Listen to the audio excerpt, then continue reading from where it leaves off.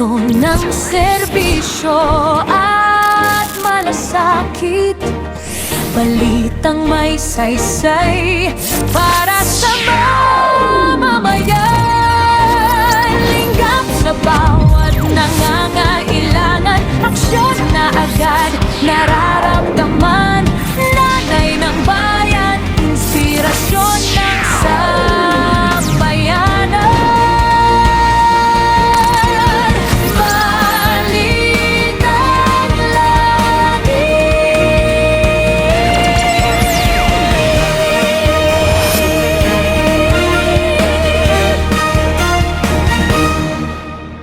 Bilang bahagi ng kanyang misyon sa kaarawan, nagsagawa sa Representative Lani Mercado Revilla ng isang bloodletting project sa Bacoor City Gymnasium.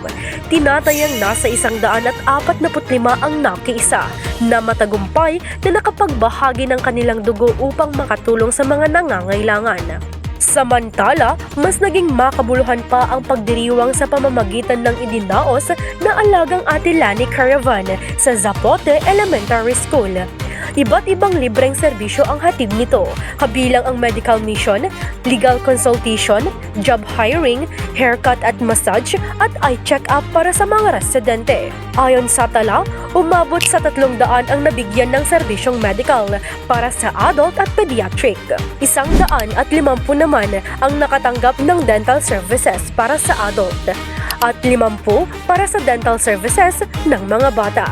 Lubos naman ang pasasalamat ng inyong kinatawan sa lahat ng nakiisa, lalo na sa mga doktor, nurse, abogado at iba pang katuwang na ahensya na naging bahagi upang maging matagumpay ang naturang aktibidad. Isang patunay ito na kahit sa araw ng kanyang kaarawan, mas pinipili ng inyong Ate Lani na ibahagi ito sa publiko, sapagkat higit na nagiging makabuluhan ang bawat tagumpay kung kasama ang kanyang nasasakupan.